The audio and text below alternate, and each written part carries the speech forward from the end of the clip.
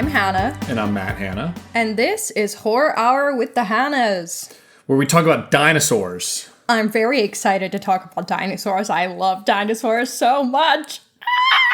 I've been waiting for this movie for a really long time. This is a Hannah special interest. This is a Hannah special interest. Not as much in my adulthood, but like as a child, I was going to be a paleontologist, don't you know? And then I realized that is not a very sustainable it's a hobby field. Yeah. Isn't that crazy? The first date we almost went on, we were talking about going to the National History Museum. And I was really excited to go look at dinosaur bones. And then Matt's mom was actually like, oh, Matt, I'm going to come into the city and take you to lunch. So Matt and I had to change our plans. And then I went with friends instead of Matt. And I cried because I was so excited Probably to look good at we the didn't bones. go together. And I was like, oh, thank I would have gotten God. Thank God I did not go with Matt. We ended up going at some point for some like after dark version of dinosaur bones. Ooh, we did that in Philly. That's right. We did in Philadelphia. Cool. Anyway, I love dinosaurs, so I'm really excited to talk about The End of Oak Street. Yeah, I was excited to see this one because I don't think there are very many good dinosaur movies. There aren't. There are very few that I've seen, so we will be talking about that later. Okay. I have a this or that related. But we'll keep it spoiler-free like we always do with new releases, and when we're going to spoil, we'll get into the spoiler zone, and you'll know. You'll hear a guy yelling about the spoiler zone. So unless you're on TikTok Live, in which case, sorry. You'll know because we'll put it on screen that it has spoilers. Anyway, this movie is written and directed by David Robert Mitchell, who is known for making It Follows and Under the Silver Lake, which are two very different movies. Both movies I really like. You have not seen Under the Silver Lake, and it's great. You should watch it. It's cool, and this is just my selling point for everyone. It's a modern film noir, which is neat because that's not really a genre we get anymore, but it's also kind of like modernized for current audiences and does some other like interesting surrealist stuff, I would say. Surrealist might be not the exact right word, but I can't think of something better. So yeah, I would recommend it. Yeah, I have not seen it. I definitely want to. It's on my watch list for sure. But I love It Follows, and I'm really excited for a sequel to that. I think it is it's not much needed, but it's much awaited. That's for fucking sure. The film stars Anne Hathaway and Ewan McGregor. And the back-of-the-box description is the Platt family bands together to navigate their surroundings after a cosmic event transports their suburban neighborhood to someplace unknown that has dinosaurs. Yeah, every trailer showed dinosaurs. Yeah, so we've been new dinosaurs, and it's so exciting. A lot of people thought that this would be a Cloverfield sequel. Oh, I totally forgot about that. Yeah, I mean, tonally, that wouldn't really make any sense. Also, it's just because it was produced by J.J. Abrams. That's the only reason. And because in the first trailer, dinosaurs weren't, they were shown, but not, explicitly clear that it was dinosaurs necessarily. So people were like, oh my god, secret Cloverfield sequel. There's gonna, be an end credit scene that's ba-bum. I forgot Abrams was involved with that whole series. And because everyone on this podcast knows I'm a J.J. Abrams hater. Straight up. Sorry, J.J. Abrams. I don't like your work. Well, it's look how you massacred my boy in... With Star Wars? Yeah. Sure. Sure. And just in general, I think he's lame and annoying.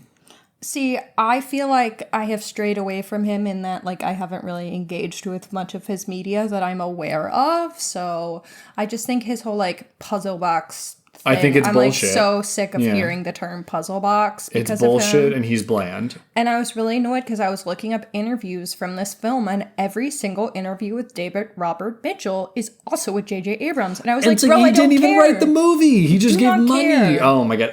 The fact that people think Abrams sells is also crazy because he doesn't. No one gives a shit about J.J. Abrams. I don't think that's true. I think people actually do. I got a Vsauce I love you in the TikTok live chat, so love you too. Yeah. Funny. Well, let's talk about more background before we totally dive into the film. The movie begins with an 1980s Warner Brothers logo. I did notice that. Because it's said in the 80s. How Yay, fun. Selling fake nostalgia to us. Yay. We just had a long conversation about this on our other podcast, Welcome to Twin Peaks.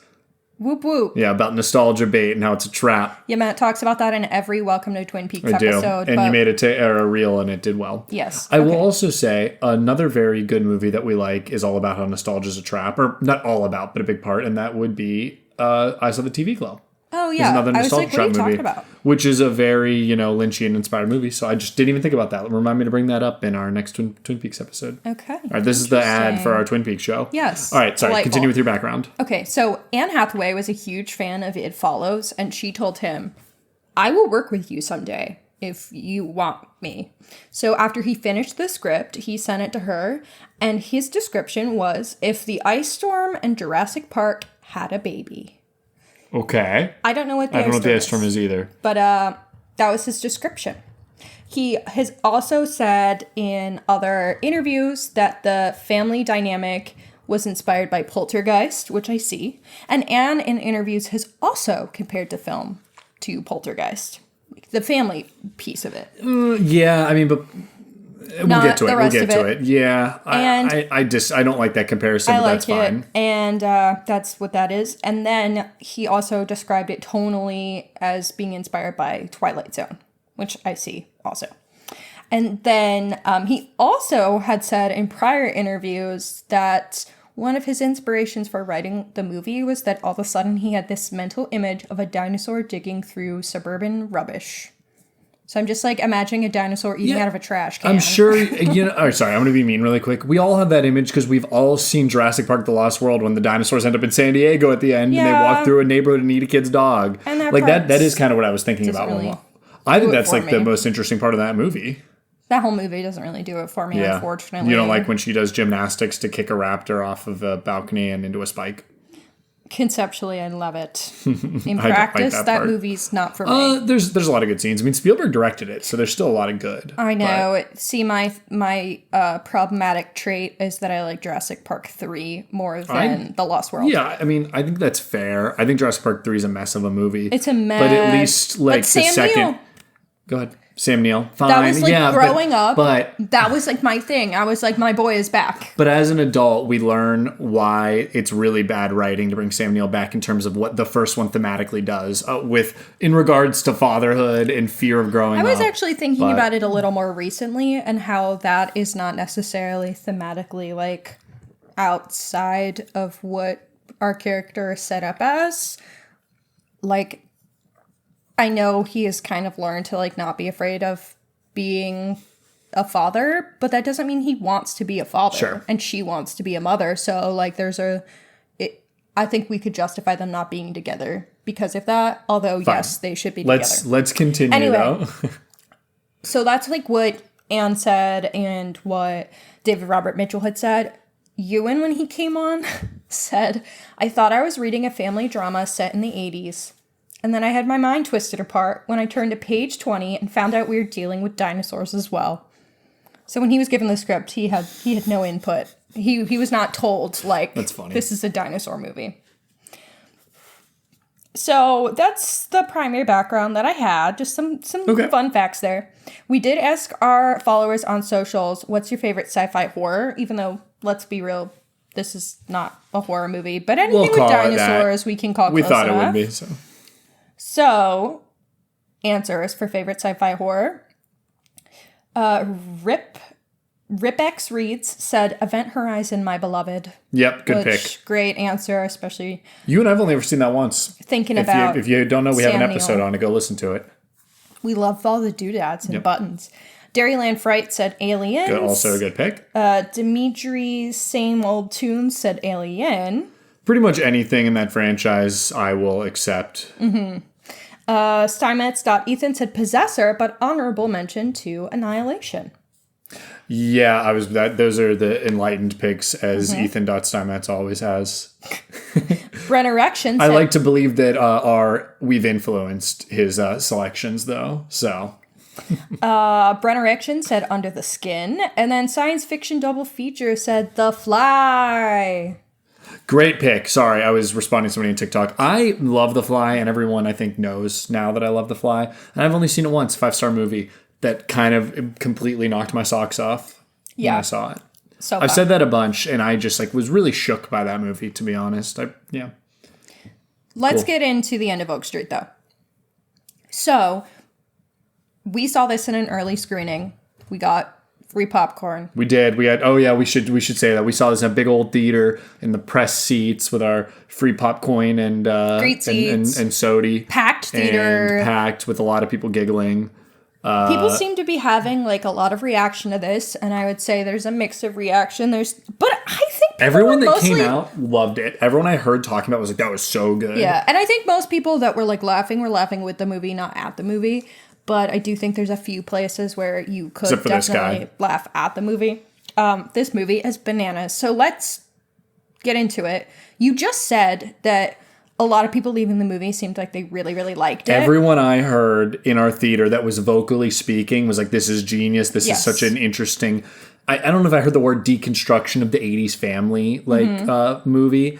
The deconstruction is probably a more sophisticated version of what they said, but that's the word I'll use. Yeah, and I heard some families with kids be like, that was so good. I loved that. Yeah. So what would you guess? That's not like necessarily critics, that's just some dudes. That's the general audience, yep. What would you think the critic score is on Rotten Tomatoes? Just take a guess, ballpark.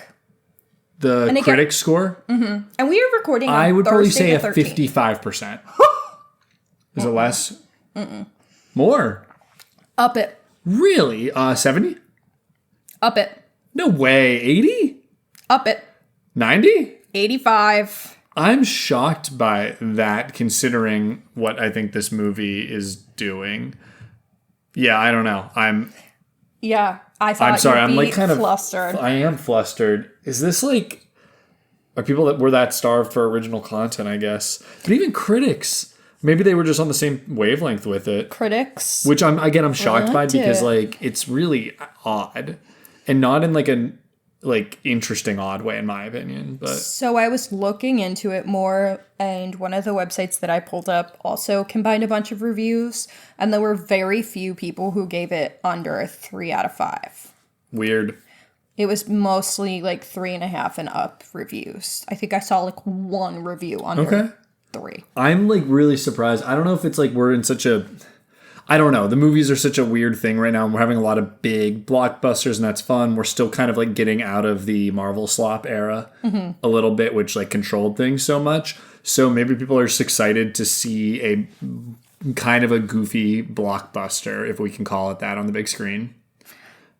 So, it's not exactly a blockbuster. It's like a mid-budget. No, I think it feels like a blockbuster. And I think I saw someone comment. So I was like on a Reddit thread because I was looking up like background for the film, and someone had commented, a summer movie that isn't based on existing IP, surely you jest. And I thought that was really fucking funny. And that made me think about how like for a summer blockbuster, this is really unique. We're not getting unique summer blockbusters like this that's made like... It's not based off anything. It's not based off a prior franchise. It's not a sequel. It's not based off a book. Like, this is just freeballing it. And I thought that that's like a really big strength of the movie. And that's part of what is going to be really appealing to people. Definitely. I also think it's like well made. And critics are going to like that. Like, it's fine. It is, it's serviceably made, I would say. I think it's better than serviceably made. Okay. And that's part of... Something I liked about it is, first of all, I do think the color palette is very reminiscent of It Follows. And when it first started, I was like, oh, is this going to be like It Follows, where it doesn't really give us like a time period, where it just can be really ambiguous, where like It Follows feels kind of old, but then it has like those show immediately readers. I was like, this is the 80s. But then they're like pretty, after like 12 seconds, I was like, oh, we're in the 80s, cool. And so they did very much establish like a time and place for this. But I liked how it looked visually. And I do think that David Robert Mitchell uses some really cool shots. Like, he is not using 8 cameras for one scene. Like, he is very thoughtfully choosing what type of camera and shot he's using. And I think that's very, very clear, especially with directors who are using split diopters, because you don't just pull that off with a regular camera lens.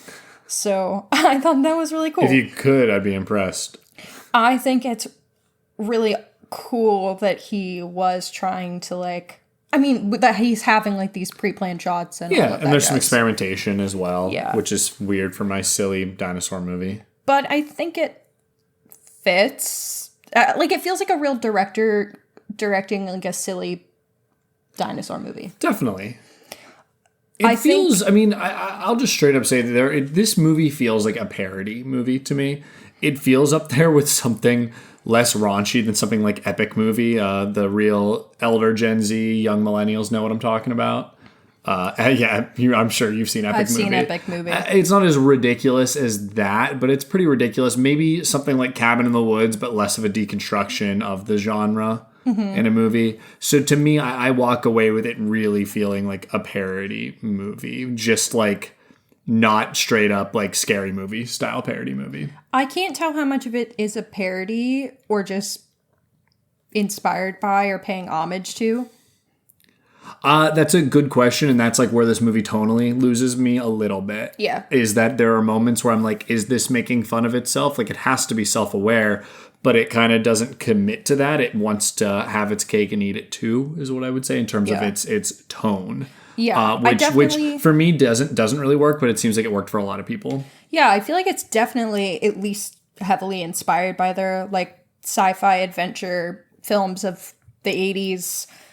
It's just so ridiculously silly at times that for me it then becomes unclear, like you said, if it's attempting to satirize other films or if it's just a ridiculous movie all on its own.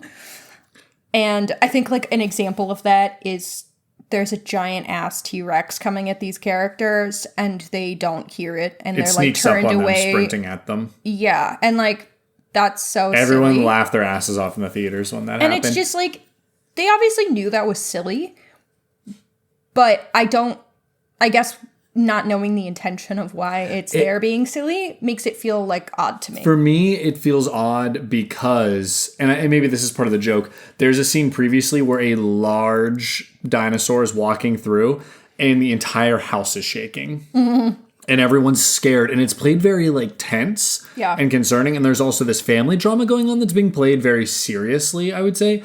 And then they give me that scene, and I'm like, well, this is clearly knows what it's doing, but also then why were we so tonally inconsistent with the other scenes? And it kind of just made me think the filmmaker didn't know what they were doing, which like they definitely did. But I think maybe my brain, I was unable to like switch quick enough. I do think it's interesting. It like the first half of the movie feels very different tonally than the second half. I feel like this one thing happens and it flips on its head and gets like exponentially sillier. And that I think is what's difficult about it, is it doesn't feel that silly in the first third or half. But I can't say I didn't love the silliness of it.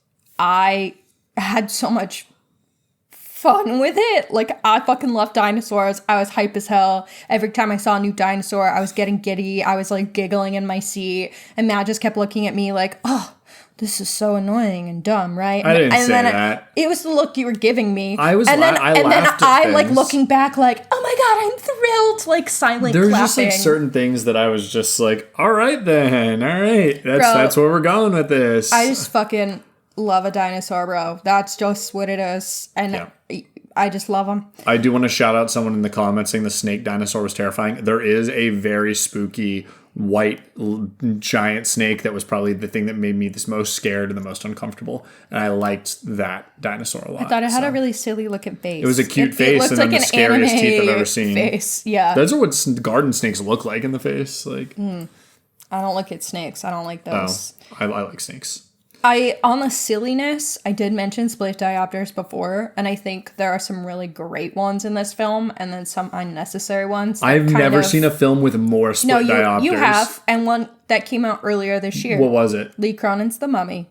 Oh, good point. This one had more obvious ones. David Robert Mitchell and Lee Cronin are in a competition for who could use more in their movie. Like, I will say, I'm gonna be rude about it. There was one I was like, oh, cool, split diopter. And then they did a reverse shot multiple times with split diopters. And I was like, okay, settle down. I was like, that's enough. Like, it became so, it was too much at one point where I just couldn't do it anymore. That's what I was saying about, like, sometimes they start to lose the value of the shot when you're doing so many in a row. But I've also never seen it for a shot reverse shot ever before. Like a two characters talking, which is kind of cool. Yeah, I don't mind getting inventive, and maybe he's decided, meh. What's your favorite split diopter that you've ever seen? Do you have one? I can think of one that I love right now. Can't think? I can name mine while you think. No, I don't have one off the top of my head. Mine, and I can tell you what my favorite one in this movie is, but... Oh, you can do that. But I'll tell you mine first. One of my absolute favorites is Brian De Palma, Mission Impossible 1. I knew it was going to be a Brian De Palma. He's really good at them. Brian De Palma is known for his split diopters. Yes. Well, I think there's a couple good ones in Carrie, but the one here is when, I can't remember his name, the guy that plays Leon the Professional, is holding Tom Cruise up when it's like the famous scene, and it's him and a rat. And there's a rat behind him that's like sneaking up on him as he's like trying to hold the thing as Tom Cruise is sweating below. I love that one. One of my favorites. If you look up famous split diopter shots, you will... There's one from Jaws that's really good. I've actually never noticed that Jaws one. The Jaws one's cool. The first thing that comes up by like Google Gemini is talking about Brian De Palma. Yep. So the one, I just love that it's a rat. It's so funny. It's like sneaking up on him. I hate rat. So. Yeah, but it's a funny it's funny, intense, so it works. Okay, anyway. I like the one in Jaws. That's the first one that that comes to my mind. But in this movie, I really like there's one where they're in the car and there's like a dinosaur coming at them in the background, and I think that was pretty cool. I think the funniest split diopter I've ever seen in my entire life is also in this movie, but I don't want to give away such a crazy scene in the spoiler section. So I will bring that up the second we go into the spoiler zone. I also have to say this has an incredible use of the one fuck that this PG-13 movie gets. The one fuck. It's incredible. Gotta be it's a very good use of your one fuck. A top tier. You know, we never saw, I joked about Marvel earlier. They use one in Guardians 3 that I've seen a clip of that is so good, and we should probably watch that movie just for that. Somehow we never watched it. Have you seen that version of it? Because it's awesome. No. Like, did you know that there was a fuck in Guardians of the Galaxy 3? I feel like I heard there was a fuck in a Marvel movie, but yep, it's that one. Sense. It's Chris Pratt gets to say it. Yeah, I had just a blast with this, though, and it's like I said, incredible. There's some silly ass shit that's happening in this that's, you know... You just have to go in knowing you're going to get a silly ass movie. You have to know that it's... And which we did not, I would say. I kind of thought I was getting a serious dinosaur movie. I don't think I thought it would be serious, but I didn't know what I thought it would be. I don't think I had, like, a great expectation. But I'm happy that I just kind of went in like, dinosaurs, yeah. Mm-hmm. I will say this does have some like cool subversions of gender norms in that Anne Hathaway's character is a bad bitch. Well, and she makes a point of saying that, too. Yeah, I love her. Yeah. She is a queen. Especially for like an 80s movie, especially. She is such a queen. Well, it's not an 80s movie, but you know what I mean, set in the 80s, and she's it's supposed to feel like an 80s movie, so it's nice that you called it an 80s movie. I'm sure the director would be excited. No, I'm sorry.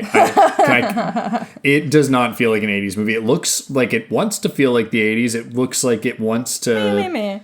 It does. I mean, it's trying to ride on that nostalgia with the clothes and the way it's shot does not feel 80s. It's almost like how... No, it doesn't feel shot like 80s. You know how... I did enjoy this movie, although I had problems. Late Night with the Devil. Uh-huh. That's close to at least feeling the way it's shot. Like it could have been from that time, but it's still like, okay, it's just not. It doesn't fully get there, and that's how this one is as well. Like it's like 60% of the way there. And I just like want to... I don't know what you need to do. Shoot on film, I guess. I don't know. I don't know. I like how this looks, so okay. I'm not whining about it. I thought it was fine. Okay, so before we head into the spoiler zone, would you recommend that people see this in theaters? I'm in our comments have asked. I'm mixed. I'm gonna say mixed, leaning towards nah. But I didn't like it, and everyone else liked it. I'm very meh on this movie. I'm going to say yes, you should see it in theaters because, one, we want our film studios to know that No, I can never say no. Go see Go see Camp Miasma instead. I haven't even seen it yet. It's not even available. Oh, you're right. Where most people go see The Odyssey again. I just think this movie is really cool because I think there have been a lot of movies that came out this year that, like, those films making money kind of prove to studios, or should prove to studios, that we want cool original work. And I think there's something really fun about this film being, like, this big, silly blockbuster. I get it, but I wish, like, Hokum made a bunch of money, because that was one of my favorite movies this year. Okay, but it didn't. But it fucking didn't. And it was never going to be. It was an Irish folk horror. It was never going to make $1 billion. Awesome. Okay. That's just I'm not asking for it to make $1 billion. It was never going to make $50 million. It just wasn't. Yeah. Obsession did, though. That was cool. Obsession made buku bucks. Yeah. And that's awesome. Yeah, I'm mixed leaning no, but I would never say don't. I would always say pay to see your movies in theaters, because, like, why not? I just think this movie, unless it's Eli Roth's movie. Yeah, well, obviously see this instead of Ice Cream Man if you're going to see a movie in theaters. Ice Cream Man is bombing, so thank God. Good. Yeah. Don't let that guy make another movie. He's a hack.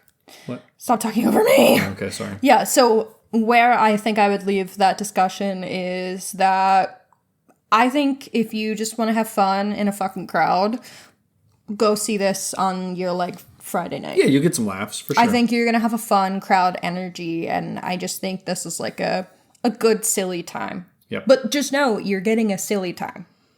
So, should we go into the spoiler zone? Yep, that's fine. Let's enter it now. Now we're entering the spoiler zone!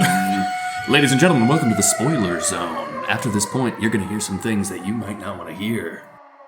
Okay, so you want to do 15-second summaries, and can you pull up your timer, please? No, I don't have a phone in the room. Oh, okay. Whoopsie. I'll pull up my timer. I can go first. I'm ready. You're ready? Yeah, I'm really ready. Ready, go. Go to therapy so you don't have to be blipped into prehistoric times to fix your marriage. True. Or just, like, talk to each other and don't lie. Have conversations with your spouse. Yeah, that would do it. Okay. Incredible what conversation could do. Okay. So a family gets pulled back in time to dinosaurs, and then they fight the dinosaurs with hammers. And then they come back. I think it was more of like a mallet. People. It was not a mallet. You don't know what a mallet is. It was a sledgehammer. Oh, okay. Mallet is like a rubber mallet. Rubber mallet is smaller. Okay. Yeah, that's a sledgehammer. See, she had to look it up to believe me. That's literally a sledgehammer. Was I wrong? Well, when you said hammers, I was like, no, this looks like a big mallet. He beat a dinosaur with a hammer. Fucking probably hilarious. My favorite scene in the movie that also I was just like, all right. Fucking so I think I've seen enough is kind of how I was. I was like, that's good. All right, so let's do the full plot description, then we'll get more into it. So in 1982, Denise Platt lives on Oak Street in the suburbs with her husband, Greg, their daughter, Audrey, their son, Brian, and their dog, Starbuck. The couple's marriage is strained. During a storm, Greg returns home from a pizza delivery when a huge white light suddenly engulfs Oak Street, accompanied by a change in atmospheric pressure and a power outage. The following morning, Denise and Greg leave their house to search for Starbuck, who had gone missing. They discover that Oak Street is surrounded by a prehistoric landscape from which dinosaurs emerge and kill people in the neighborhood. Back home, Audrey concludes that the flashes of light were wormholes that transported the entire neighborhood millions of years into the past. Brian sees Starbuck outside his bedroom window and ventures outside to get him, with Audrey accompanying him. Denise and Greg then leave in search of their children. Brian and Audrey encounter Jeanette, Brian's neighborhood crush, whose parents have been killed by dinosaurs, and they take her with them. Elsewhere, Denise and Greg see a flash of light and follow it to a house containing a wormhole. However, they refuse to leave without their children, and the wormhole disappears. A herd of dinosaurs pursue them, but they evade them and reunite with the children. The following morning, an Allosaurus attacks the group, and Greg is killed. While fleeing, they encounter the wormhole again. The group reaches the roof and learn that the wormhole appears and disappears at regular intervals. Jeanette jumps through and disappears, but when Brian attempts to follow, he misses the opening and falls. A Pterosaurus grabs him, but Starbuck appears and attacks the creature. Denise, Audrey, Brian, and Starbuck escape back to the roof and jump into the wormhole. Returning to 1982, they realize that they have returned to their own neighborhood on the same night Oak Street originally disappeared, approximately 20 minutes before the event. Denise warns Oak Street residents to leave the neighborhood before the white light appears and arranges for Greg to make his next pizza delivery to a home near them outside of the light. Greg arrives and is embraced by his family. The white light appears again, engulfing the suburb as Oak Street disappears and is replaced by the prehistoric landscape. 2 years later, the military has contained the area while scientists study the prehistoric environment and its wildlife. Denise has published a book titled The End of Oak Street based on her experiences. And that is the movie. Okay, so we need to talk about the silliest moments in this movie. So you've just named one. And Ewan McGregor hits a dinosaur with a hammer and then dies. Okay, so to elaborate. He gets ate. It's going after Anne's character. And she, in an interview, described it as, he just bonked the dinosaur. And that is very true. He bonked it and it went unconscious for a second. It definitely didn't go... I wouldn't say it went unconscious, down. But it fell down. Also, it was an Allosaurus, whatever the hell those are called. I know, but it looks like a T-Rex. So. It looks like a T-Rex, but it's an Allosaurus. I know, in all the marketing or like descriptions, everyone's like, the Allosaurus scene, and I'm like, simmer down. Yeah, he bonked it, for sure. He bonked it, and then he got ate. And the natural consequence to bonking a dinosaur is getting eaten, and I think that's hilarious. And I think that moment was kind of incredible in that at this point in the film, we've had consequences for people in the neighborhood, right? Like, people in the neighborhood have been eaten, and we've seen people and animals get eaten, but none of our main characters have suffered any harm. So at this point in the movie, I'm kind of like, they're all gonna make it out scot-free, and that's fine. Yeah, and then he got his leg chomped, and so I was like, oh, they're just gonna have to take him without a leg. And then he gets full ass eaten, and I was like, holy shit! He gets like bisected. It's crazy. It was actually nuts. I was like, oh, Ewan's dead. And then I was like, okay, here we go. Movie's actually doing something. Oh, that's not when my head was like, oh, this movie is silly as fuck. Yeah, when was that? The scene right before that is the dinosaur fucking split diopter. Sneaking up on them? The dinosaur fucking. Oh, fucking. The dinosaurs having sex. Yeah, so there's this scene where they're like trying to get from one part of the neighborhood back to their house. And they're like, okay, we're gonna go this way. But then they hear like this like dinosaur noise, and it's just like, whoa, like a fucking what are the bronchiosaurus. Tall it's two bronchiosauruses. And so they are like, we'll go check it out and make sure it's safe. And they come across two dinosaurs fucking against a house. And then they take a photo of it. Which is so... me coded. Like, I would totally be doing that. I'd be like, pose in front of it. Is that a split diopter since it's CGI? But it would be for like the background. Diopter. It would be for the background. Because to keep like the house in focus. Yeah, they're up on like a house. Anyway, it was a lot. It's to look like a split diopter. Yeah. That was like them fucking in the foreground and our characters reacting in the background. It is the funniest thing I've ever seen in my entire fucking life. No, stop. Don't be hyperbolic. It was funny, but it was all... Yeah, I'm being hyperbolic. For me, I was just unexpected. Like, oh, okay. It's the most unexpected thing I've ever seen in my entire life. It's up there. I did find that was one of the big moments where I was like, oh, the tone of this movie has completely changed. And in a way that I'm like not... I was like, that's funny, but I was also like, I don't really want... This is not what I was here for in terms of tone. Yeah. And that's fine. I already told you, like, I didn't like the tonal inconsistency, and the tone that they eventually go for, I'm like pretty mad on.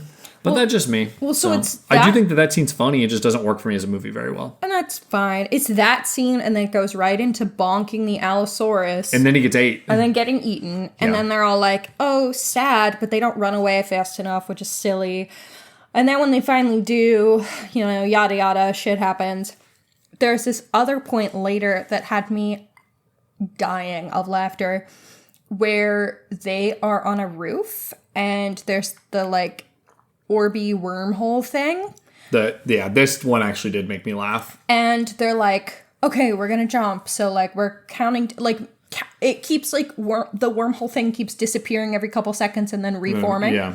And so they're like, okay, you have to count. And the kid's just not going and not going and not going and not going. And when he finally jumps, it disappears and he just falls off the roof of the house and breaks his fucking leg. Yeah, he just smashes the ground. That made me bust a gut. It was punishing him for not jumping by him falling off the roof was incredible, and it's everything I've dreamed of, because you always watch an action movie and you're like, there's no fucking way that would work. I would have jumped so fast. I mean, any kid that's like, all right, 1, 2, 3, I'm jumping. No, I would be the 1, 2, 3. All right, well, then you're getting left behind. I would be this kid. You can't 1, 2, 3. I know you just that. gotta jump. I know that about myself. Yeah, I am scared of falling. Then I'm gonna just grab you and throwing you into the hole then. That's what I would need though.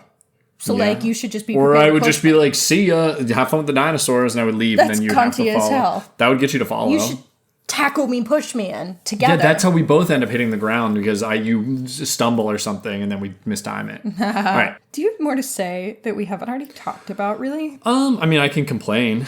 I will give you 60-second Matt complain corner. Okay. And then I will respond. All right. I don't even know where I want to begin. Okay. Well, begin when you feel like beginning. Okay. Like, oh, it sounds like that show. I know.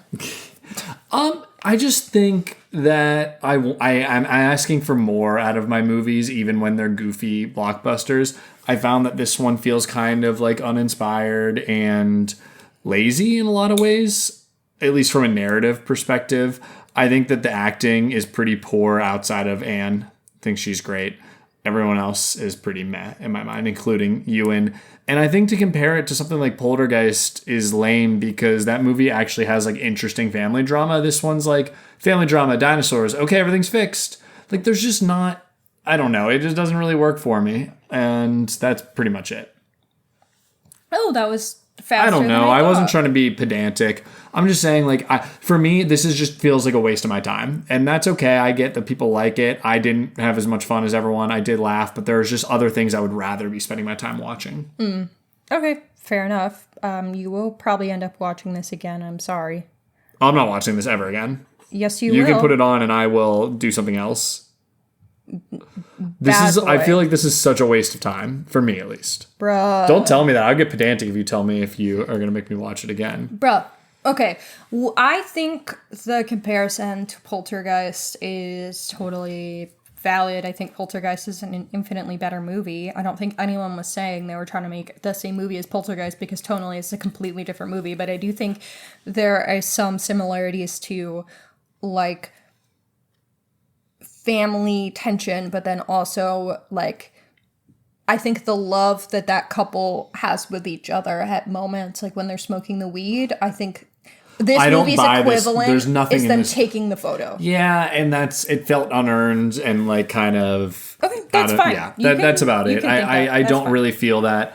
I think there's no chemistry between those two, really. There's no tension. I would agree that they don't have great chemistry. I think easily... It's not their fault, it's the writing's fault, too. I think. As to what you were saying, I do think Anne is easily, above and away, the best actor in this film. I think the kids... She's doing great. I'm going to be mean. The kids, all kid actors in this, or anyone that isn't Anne and Ewan, are bad. I don't think bad is the word I would use, but inconsistent is a word I would use. All right, so inconsistent, meaning sometimes they're fine and sometimes they're bad. Sometimes... there are a few moments that were great, and then a lot of moments that were not. I like the dog. Oh, I do like the dog, Starbuck.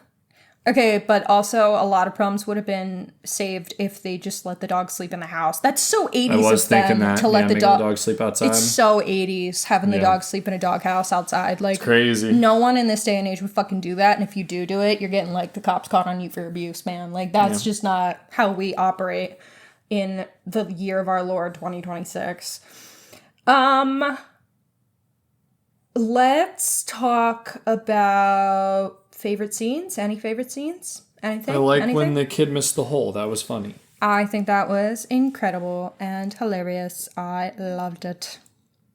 I do kind of like the scene where the whole family has left the house and they're all kind of split up. So Ewan is in one spot and going to the neighbor's house and finds the bloody footprints and the gun. The kids are both gone. And I do think the way that it kind of moved from scene to scene there in their own like journey at the same time was fun enough because as they moved around the neighborhood, we got more and more dinosaurs revealed to us for the first time. You know, that's what I'll say my favorite scene is any time one of their neighbors is getting eaten. Because with the way these trailers were set up, I thought it was really only going to be the four of them that got pulled back in time. Oh, brother, no. It's a whole fucking community. Well, that's what I mean. And I really enjoyed that. And I guess I kind of had wished that more of the story would have been about like them and the neighbors doing things together. I was kind of shocked that everyone in this whole town either got eaten or was like just off on their own. And there wasn't really a lot of community. I think that would have been a cooler movie. It would have reminded me of that show you made me watch. I don't remember what it was called. Where they go back in time to live there. Dinosaur TV show. TV show. You can't type. No, everyone's going to just hear click, clack, click, clack. In time. Terra Nova. Yeah, I only watched the first episode, but I kind of would have preferred something like that. That show was so silly, but so fun. You only watched like an episode. I think I watched an episode. Watched the whole fucking show. I just said that. Okay. No, and I watched that whole goddamn show. Yeah, I'd more just mean I wish it was something more like that. It was disappointing it got canceled. They spent hella money on that bitch. Oh, I liked the score for this. I thought it was fun. Yeah, it was the guy from the Batman. I can never say his last name. Michael. Yeah, I can never say his last name, and I feel bad. Pretty sure Terra Nova was produced by Spielberg's company. Makes sense. Which is how it's like such a huge production. Yeah. Okay. Anyway, yeah. Maybe watch Terra Nova. I don't know. If you like dinosaurs. The series documents the Shannon family's experiences as they establish themselves as members of a colony set up 85 million years in the Earth's past by fleeing the dystopian, overpopulated, and hyper-polluted present. Yeah, and then they have to live among dinosaurs. It's so funny. That's kind of what I thought, though, is we were going to get maybe they were all going to have to like band together and fight off dinosaurs together. Yeah, and so then I did enjoy being like, oh my god, the whole town is here. That's cool. So when I saw a couple of them get eaten, I was like, nice, there's other people. Like, this is a really interesting setup. So then for it to only really follow these four, I was like, that's a little disappointing for me. Rugrat from Wolf of Wall Street being here. I did like hilarious. him. Yeah. Hilarious feature. Yeah, he was from great. him. I wish there was more of him. He got eaten really early on by pterodactyls. He deserved it. Yeah. He was really funny. He was like, get out of my home. And he's shooting them with handguns. On the roof with revolvers. Like, bitch, go back in your house. Yeah. You would have been fine if you stayed in the fucking house. Like, dog. Hilarious. Okay. What did this movie mean to you? What's this movie's purpose? It's trying to be a parody of blockbusters and dinosaur movies, sort of, but it doesn't fully commit to being a parody. And outside of that, I think if it's trying to be a family drama, it's a weak one. Okay. I wrote its purpose was, in the wise words of Dom Toretto, a family. And I also think, and I was listening to Anne talk about this in an interview about like why she was drawn to this movie, and I definitely like agree with this read of it.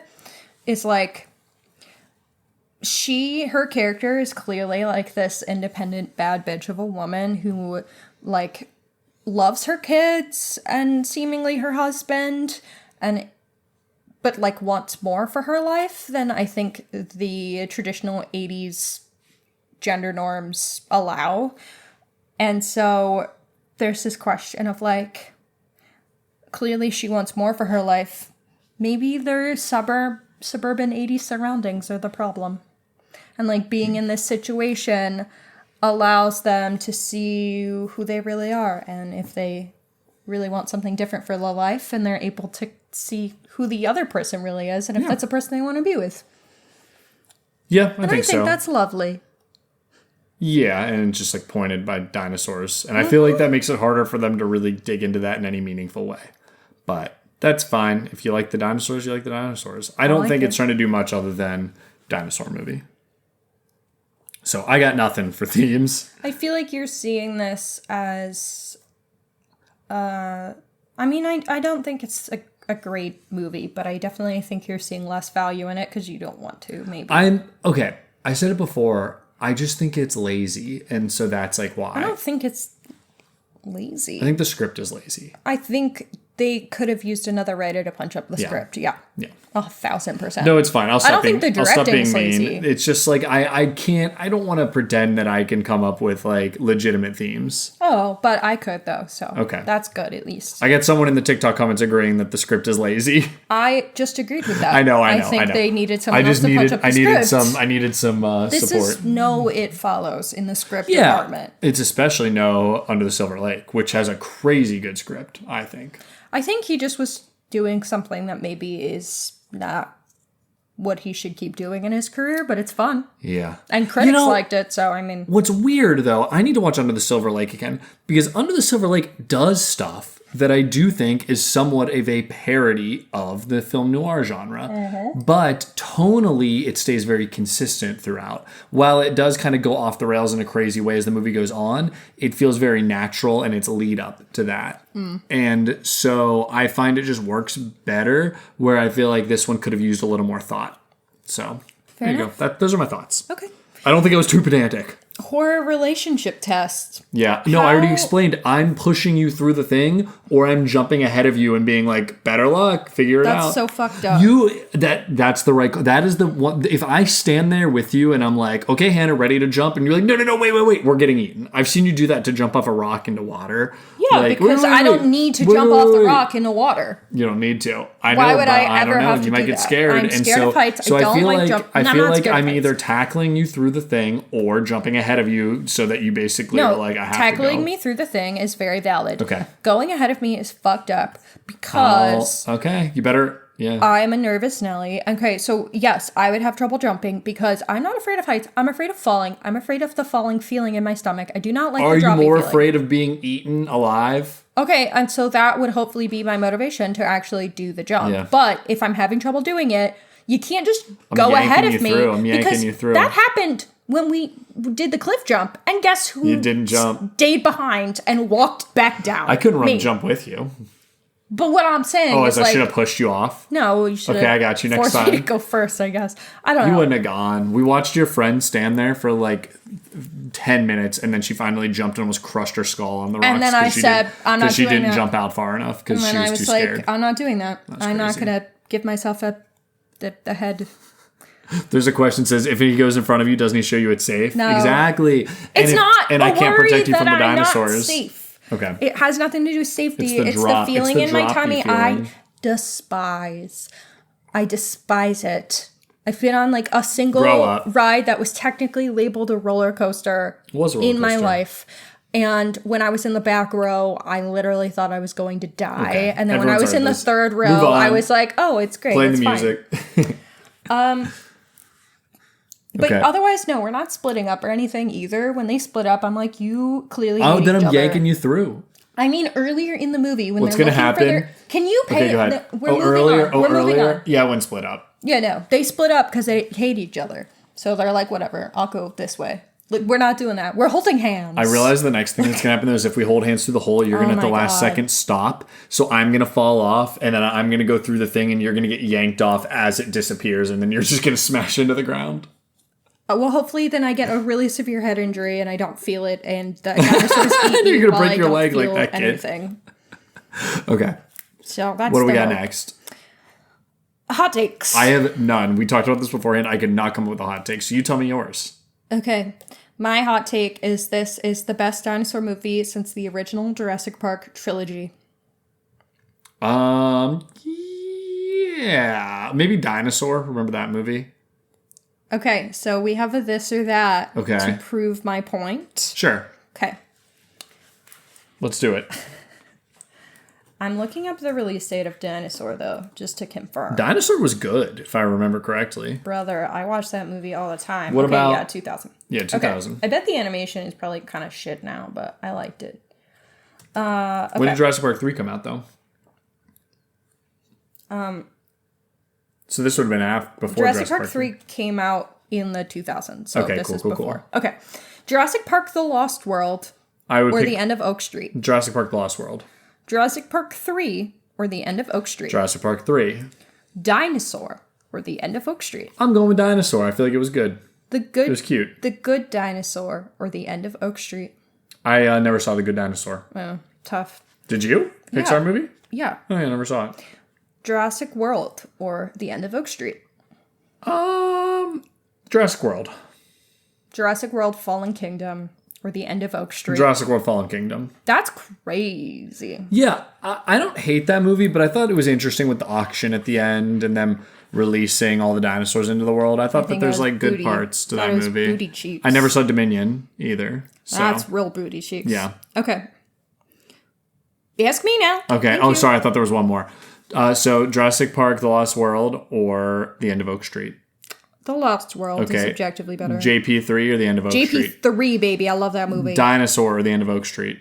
Haven't seen Dinosaur since I was really little. Me too. Young me. I played a computer game. I feel like young me might say Dinosaur, but I don't know. The Good Dinosaur or... End of Oak Street, baby. Whoa, Jurassic World or The End of Oak Street? End of Oak Street. That's crazy. Jurassic World Fallen Kingdom or End of Oak Street? End of Oak Street. Jurassic World Dominion or End of Oak Street? End of Oak Street. Okay. And Jurassic World Rebirth or End of Oak Street? Didn't see it. I know. That's why I didn't I forgot that it existed until we were going through our lists today. Yeah. What do you think will be a better movie? This or Verity? I know nothing about Verity. It's the Colleen Hoover. Verity. I don't know. What do you think will be better, this or Verity? Adaptations have been pretty shit. I know they have, but isn't Verity like an actually good story?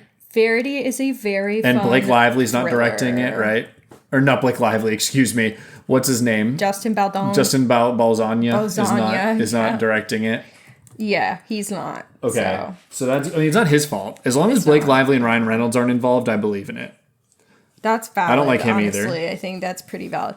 I told you, I listened to a podcast where a guy said, after hearing all of the drama, goes, I just think both these two should hold hands and jump off a bridge about honestly, Blake Lively and Balzonia. Kind of valid. Baldonia. Verity is Colleen Hoover's best book. All right, cool. So I believe in Verity. I believe. We'll see. It's gonna be good. We'll see. We'll find out. Okay. Roughly, where do you think this falls in your 2026 rank list? Low. Near the bottom. Near the bottom. You've watched a lot more shit than I have, though. Yeah. But near the bottom, yes. 10, 15, 20. Hannah's counting up Oliver's. I'm looking at yours that I've also seen, and it's around 20. I have it. Whoa, you have Passenger below this. I have Passenger much higher above this. A movie that does similar things, but I think commits to it in a way better way in terms of its kind of being a parody. I love dinosaurs, though. I have it 25th of 52. Okay, so it's right down the middle. Mine would definitely be. You've also watched way more shit than me, though. So yeah, it's going to be I'm aware. Lower. Yeah. Oh, Affection? Yeah, it's on there with Affection. Oh, I think it's considerably better than It's Affection. better than, definitely better than Affection. I think it's better than Ready or Not 2, Faces of Death. Didn't see that one, didn't see Faces of Death. Better than Primate or no? Because you hated Primate. It's better than Primate. Okay, that's nice. I see also Gunfighter Paradise. I would have that higher. I'm kind of shocked you have that low. I thought that was a really cool movie. How do you put this compared to Lee Cronin's The Mummy? Lee Cronin's The Mummy is about the same, or probably lower. Lower. Probably lower, but still like not that far off. Okay, well, I think it's lower. Okay, you want to rate this? Yeah, let's do it. I'm giving this movie a 4 out of 10. Brother. Yep. Oh, brother, this guy stinks. I gave Primate a 2 out of 10. This is a 4 out of 10. 1 out of 10. And I gave Lee Cronin's a 3 out of 10. So this is a... No, I think I gave it a 1 star, but I don't know. So this is a 2 out of 5, a 4 out of 10. That's crazy. But okay. I think it's at least a minimum 5 out of 10. Okay. I gave it higher. Oh, okay. But what I'm arguing is that Anne Hathaway and a director that knows how to shoot a movie brings this at a minimum to a 5. Okay. That's fine. I just don't want to watch it again, so that's why I'm like, yeah, low. okay, I think that's fine. But given this has like actual characteristics of a real movie, I think it therefore has to be at least average. Well, it's my ranking. And I think your rankings are silly. Okay, I'm going to give this a 6.5. Okay, wow. Okay, Dalton endorsement scale, where our scores more specifically reflect how much we recommend the film, taking into consideration our personal enjoyment as well as the film's cultural impact. We rank on a score of -5 to 5. A negative score indicates lack of endorsement, a 0 is true neutral, etc. I think I'm like a -1 or a -2 on it. I definitely like am... Brother! This guy stinks! I'm more against it than I am neutral on it. So. That's so fucked. Yeah. I don't know. It's lazy. I just think it's lazy. And that's fine. I'm allowed to think it's lazy. Okay. I'm allowed to want more from my movies. Okay? Okay. If I put everything as a plus or put everything as a 5 just because somebody made a movie, that doesn't ever ask things to ask for more. And there's plenty of other worse stuff out there. Okay. But I still find this frustrating, especially for original movies. Okay, what if you're inebriated? Maybe a little bit better. There's way better movies. I'd rather watch a Rob Zombie movie if I was inebriated. That's my go-to. No, I think if I'm inebriated, this is like a 4. I'd rather watch like an Evil Dead movie inebriated. I think I'd rather watch this. Okay. I love dinosaurs. You said it. I think you've said I love dinosaurs 10 plus times. Yeah, because I love them. I think I would watch this movie drunk and cry because I was like, oh my god, dinosaurs! Wouldn't you rather get drunk and put on Jurassic Park though? You have that option. Dude, I watched that movie exactly. That's what I'm saying. 4+ times. Why would you ever? If you're like, I want to watch dinosaurs, you're gonna put Jurassic Park on. Well, you're not gonna put on The End of Oak Street. Yeah, but Anne Hathaway is pretty, so maybe I would. So is Laura Dern. Yeah, but I watched that movie enough, and I haven't watched this again. Sure, fine. Enough. So, inebriated, 4 out of 5. Sober, 1.5. Out of 5? Out of 5. Oh, as a plus. Gotcha. Yes. I was like, you're giving a 1.5 out of 10? I was confused. No, a plus. Yeah. Okay. Well, got anything else? That's it. That's it. So some mixed reviews here from... Yeah, I mean, we kind of said that coming out, that we felt pretty mixed on it, so that's okay, though. I meant mixed between the two of us. Yeah. Well... I stand with my review would lend me to the 85%. That's fine. And your review would lend you to the 15% who didn't like it. Yep, that's me. Okay, well, you want to wrap it up? Yeah. Cool, I've been Matt Hannah. I'm Hannah. This is Horror with the Hannahs. Stay tuned and stay scared. Thank you for listening to Horror Hour with the Hannahs. Make sure to listen to future episodes on Spotify, Apple Podcasts, Amazon Music, or wherever else you can find podcasts. You can also find us on YouTube, where we post episodes and shorts. You can follow us at Horror Hour with the Hannahs on TikTok and Instagram, as well as at Horror Hour on Blue Sky for more content. If you like the podcast, please follow and leave a review on your favorite podcasting app. Happy hauntings!